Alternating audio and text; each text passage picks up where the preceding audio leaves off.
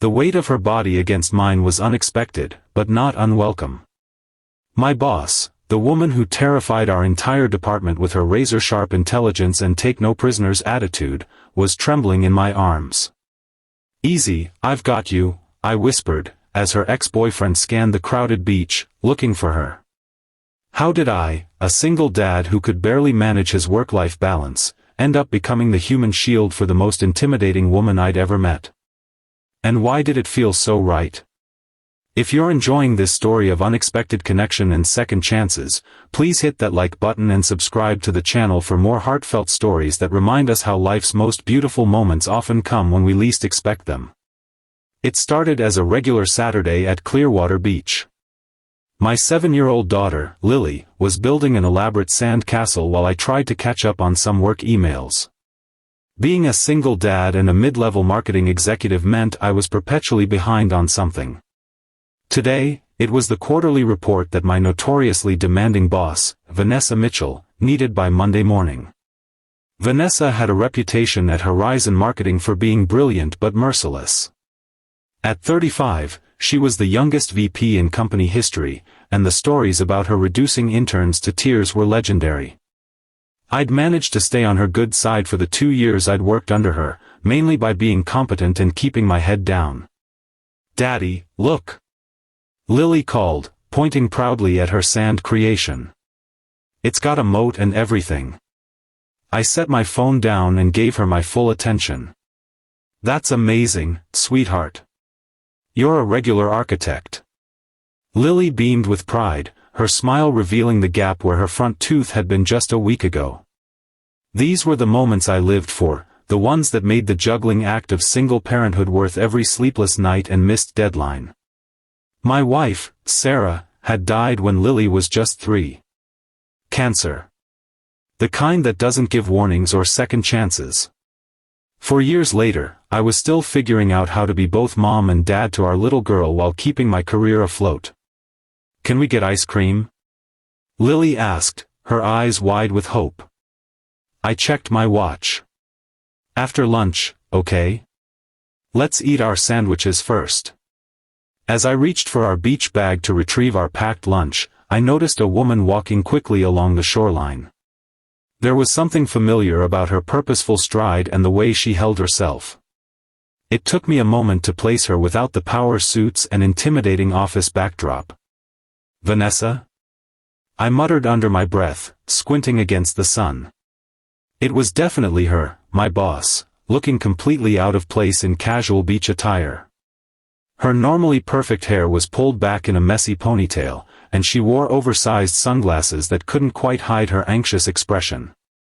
She was scanning the beach as if searching for someone, or perhaps avoiding them. I debated whether to wave or pretend I hadn't seen her. Our relationship was strictly professional, and I wasn't sure if acknowledging her outside of work would be welcome. Before I could decide, her body language changed dramatically. She stiffened, then quickly turned away from whatever, or whoever, she had spotted. That's when I saw him. A tall man with an athletic build was making his way through the crowd, calling out a name I couldn't quite hear over the beach noise. Vanessa's reaction told me everything I needed to know. She was hiding from him. Without thinking, I stood up and called out, "Vanessa. Over here." She turned toward my voice, confusion evident even behind her sunglasses. Then recognition dawned on her face, followed quickly by relief. She hurried over to our spot on the beach. "Mark? What are you doing here?" she asked, her voice lacking its usual commanding tone. "Beach day with my daughter," I explained, gesturing to Lily, who was watching us curiously. "Everything okay? You seem—" "Is that your family?" she interrupted, her voice low and urgent. The man was getting closer, scanning faces as he moved through the crowd. "Just my daughter," I replied. "I'm a widower." Something shifted in Vanessa's expression, surprise, followed by a flash of empathy I'd never seen from her before. Then she glanced over her shoulder, panic returning to her features. "I need a huge favor," she said quickly. "My ex is here, and he won't leave me alone." We broke up months ago, but he keeps accidentally showing up wherever I am. Can I just sit with you for a few minutes? Make it look like we're together? Before I could respond, she had dropped down beside me on my beach towel. Lily looked up from her sandcastle, curious about our new companion. "Hi," my daughter said with the direct friendliness only children can manage. "I'm Lily. Do you work with my daddy?" Vanessa's face softened instantly. "Yes, I do. I'm Vanessa. That's a beautiful castle you're building." "Thank you. Do you want to help?" "Daddy's not very good at towers." I felt a flush of embarrassment, but Vanessa surprised me with a genuine laugh. "I'd love to help. I used to build sandcastles with my dad when I was about your age." As Vanessa leaned forward to examine Lily's architectural masterpiece, I caught sight of the man again. He was closer now, his eyes scanning our section of the beach. Vanessa must have sensed him too, because she suddenly tensed beside me. Without warning, she shifted position and sat directly on my lap, her back against my chest. "Put your arms around me," she whispered urgently. "He's looking this way." Stunned, I did as she asked, wrapping my arms loosely around her waist. The scent of her perfume, something light and citrusy, nothing like the subtle professional fragrance she wore at work, filled my senses. "Easy, I've got you," I found myself saying as I felt her trembling slightly. "It's going to be okay." Lily looked up at us with wide eyes, clearly confused by this turn of events. I gave her a reassuring smile. "Vanessa is playing hide and seek with someone," I explained, hoping it would satisfy her curiosity. To my relief, Lily nodded solemnly. "I'm good at hiding." "You should duck down more," she advised Vanessa with all the seriousness of a professional hide-and-seek consultant. Vanessa laughed, the sound surprisingly musical and free. It was nothing like the controlled, professional chuckle I'd occasionally heard at office functions. This was real, and it transformed her face completely. "That's excellent advice, Lily," she said, sliding down slightly in my lap. The movement brought her head against my shoulder, and I instinctively tightened my hold on her. We stayed like that for what felt like an eternity but was probably only a minute or two. I was acutely aware of how inappropriate this would seem in any other context. My boss was sitting on my lap at a public beach. Yet in this moment, it felt like the most natural thing in the world to protect her. Finally, Vanessa relaxed slightly. "I think he's gone," she said, her voice soft with relief. "Thank you, Mark. I'm sorry for ambushing you like this." "Don't mention it," I replied as she carefully extracted herself from my arms and moved to sit beside me on the towel. "Trouble?" She sighed, pushing her sunglasses up to rest on top of her head. Without the barrier of the dark lenses, I could see the vulnerability in her eyes, something I'd never witnessed in the office. "Ryan and I dated for about 6 months, she explained, keeping her voice low so Lily wouldn't hear. "When I ended things, he didn't take it well. He's not dangerous, just persistent. He keeps showing up places, claiming it's coincidence. I've blocked his number, but he finds ways to contact me. I thought a day at the beach would be safe." I nodded, feeling a surge of protectiveness I hadn't expected. "That's not okay, Vanessa. Have you considered getting a restraining order?" She shook her head. "It hasn't quite reached that level. Plus, his father is one of our biggest clients. It's complicated." The Vanessa Mitchell I knew from work would never admit that anything was complicated. She was the woman with all the answers, the one who made decisions without hesitation and expected them to be carried out immediately. This more vulnerable version of her was disorienting but also strangely compelling. "Daddy, I'm hungry," Lily announced, breaking the moment. "Right, lunchtime," I said, reaching for our cooler. "Vanessa, would you like to join us? We have plenty of sandwiches." She hesitated, glancing around the beach once more. "I should probably go." Please stay, Lily said, looking up with hopeful eyes. You can help me with the North Tower after lunch. Daddy always makes it fall down.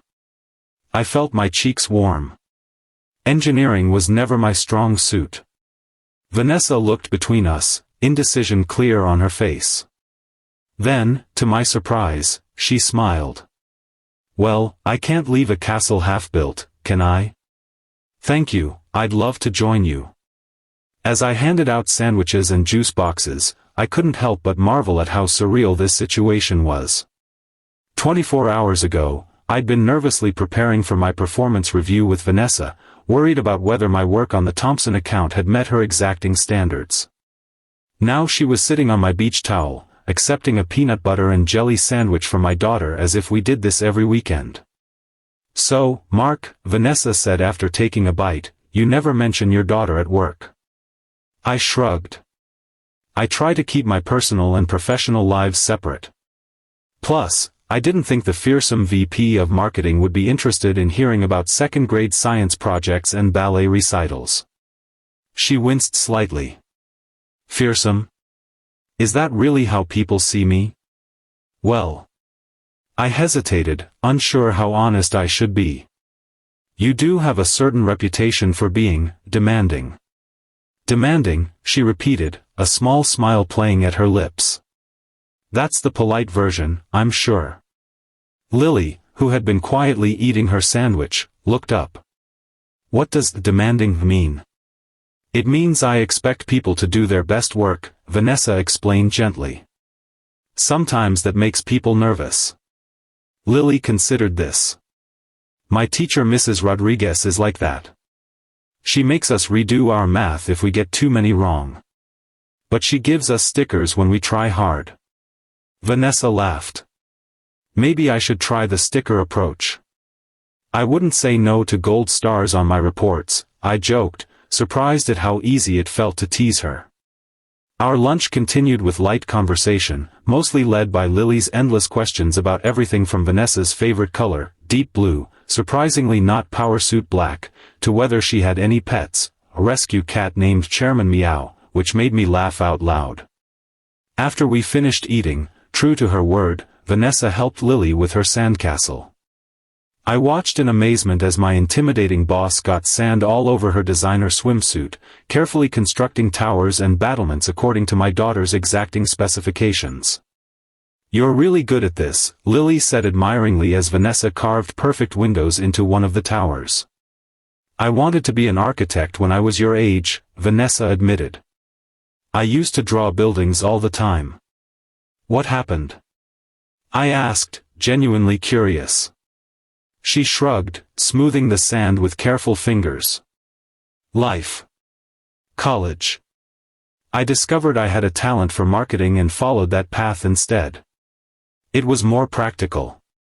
There was something in her voice, a hint of regret, perhaps, that made me see her differently. The Vanessa Mitchell I thought I knew was all ambition and sharp edges. This woman building sandcastles with my daughter seemed to have depths I'd never imagined. As the afternoon wore on, I found myself relaxing completely in her company. We took Lily for ice cream, walked along the shoreline collecting shells, and even waded into the water together. Vanessa shrieked when a wave splashed higher than expected, grabbing my arm for balance.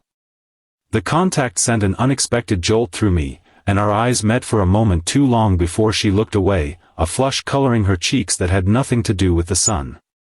It was nearly sunset when Lily, exhausted from a day of swimming and playing, fell asleep on our beach towel. Vanessa and I sat side by side, watching the sky turn spectacular shades of orange and pink. Thank you for today, she said quietly. Not just for the ex-boyfriend rescue, but for everything. This is the most normal day I've had in years. Normal? I asked, surprised. I would have thought your weekends were filled with glamorous events and networking opportunities. She laughed softly. That's work with a different wardrobe.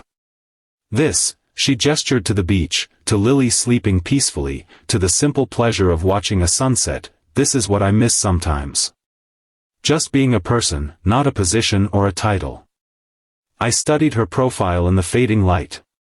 For what it's worth, I like Vanessa the person much better than Ms. Mitchell the terrifying VP. She turned to me, her expression mock serious. Don't tell anyone at work. I have a reputation to maintain. Your secret's safe with me, I promised, and we shared a smile that felt like the beginning of something neither of us had been looking for.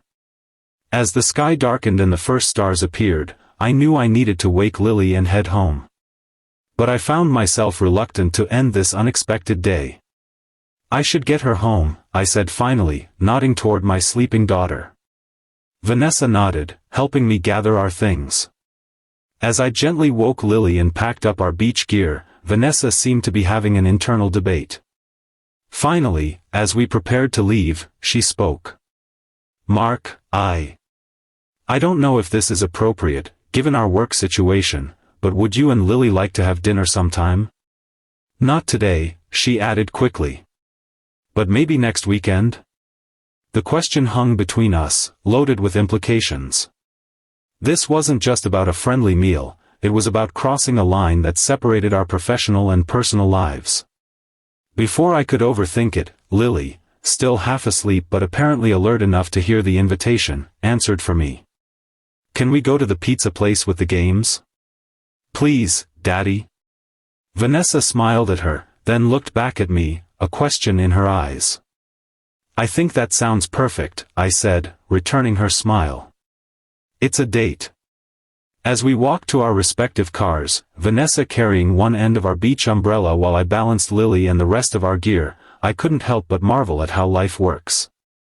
I had come to the beach that morning a stressed single dad trying to balance work and parenthood. I was leaving with the possibility of something I hadn't allowed myself to consider in a very long time.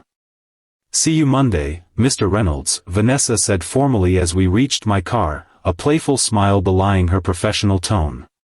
Looking forward to it, Ms. Mitchell, I replied with equal formality, making her laugh. As I drove home with Lily sleeping in the back seat, sand in every crevice of the car and the lingering scent of Vanessa's citrus perfume on my shirt, I felt something I hadn't experienced in years, hope. Not just the day-to-day hope of getting through another week, but the deeper hope that comes with new beginnings. Sometimes life's most beautiful moments come when we least expect them, even if they start with your boss sitting on your lap to hide from her ex-boyfriend. The quarterly report could wait until tomorrow. Tonight, I had more important things to think about. I'm glad you like the story. Is there anything specific about it you'd like me to explain or any changes you'd like me to make? The narrative follows your request for an emotionally engaging story based on the title, with a hook at the beginning, character development.